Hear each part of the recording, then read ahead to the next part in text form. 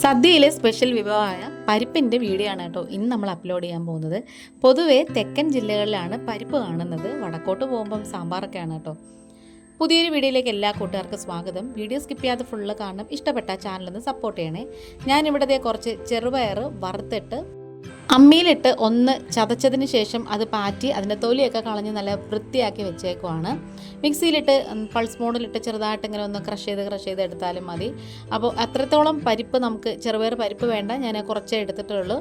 അത് ആവശ്യത്തിന് വെള്ളം ഒഴിച്ചിട്ട് നമുക്കതിലേക്ക് 2 പച്ചമുളക് കീറിയതും കുറച്ച് കറിവേപ്പിലയും അതുപോലെ തന്നെ ഒരു ചുവന്നുള്ളി കുറച്ച് കൂടുതൽ വേണം, അതും പിന്നെ ആവശ്യത്തിനുള്ള ഉപ്പും ചേർത്ത് കൊടുത്തിട്ടുണ്ട്. കുറച്ച് മഞ്ഞൾപ്പൊടിയും പിന്നെ കുറച്ച് വെളിച്ചെണ്ണയും കൂടി ഒഴിച്ചു കൊടുക്കാം. ഈ ഒരു സമയത്ത് നമ്മൾ വെളിച്ചെണ്ണ ഒഴിച്ചു കൊടുക്കുന്നത് എന്തിനാന്ന് പറഞ്ഞാൽ ഇത് പരിപ്പ് തിളച്ച് തൂകാതിരിക്കാൻ വേണ്ടിയിട്ടാണ്. വേണമെന്നുണ്ടെങ്കിൽ നമുക്ക് കുക്കറിൽ ഇട്ട് കൊടുക്കാം.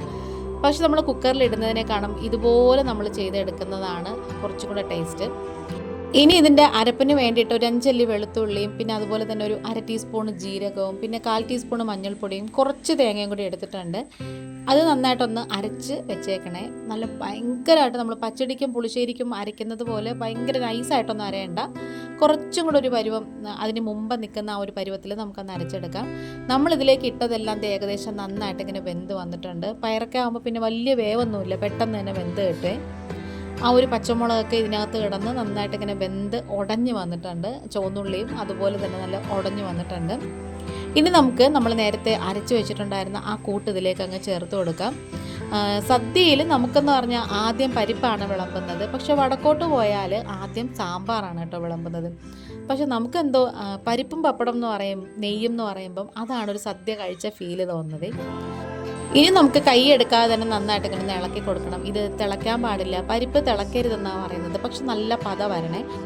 ആ ഒരു സമയമാവുന്നത് വരെ നന്നായിട്ട് ഇങ്ങനെ ഇളക്കി യോജിപ്പിച്ചെടുക്കണം. ഇനി നമുക്ക് കുഞ്ഞ് കൈച്ചട്ടിയിലേക്ക് 1 ടീസ്പൂൺ വെളിച്ചെണ്ണ ഒഴിച്ചു കൊടുക്കാം, 1/2 ടീസ്പൂൺ കടുക് ചേർത്ത് കൊടുക്കാം, ഒരു വറ്റൽമുളക് മുറിച്ചിട്ട് കൊടുക്കാം, കുറച്ച് കറിവേപ്പിലയും കൂടി ഇട്ടിട്ട് നന്നായിട്ട് താളിച്ചതിൻ്റെ മുകളിലേക്ക് അങ്ങ് ഇട്ട് കൊടുത്തത്. വേണമെന്നുണ്ടെങ്കിൽ നെയ്യിലും താളിച്ചൊഴിച്ചു കൊടുക്കാം. പക്ഷെ നമ്മൾ നെയ്യ് കൂട്ടി കഴിക്കുന്നതുകൊണ്ട് അങ്ങനെ ചെയ്യാറില്ല. ഇന്നിപ്പോൾ ഇത്രയേ ഉള്ളൂ. വേറൊരു വീഡിയോ ആയിട്ട് വേഗം തന്നെ വരാം. Thanks for watching.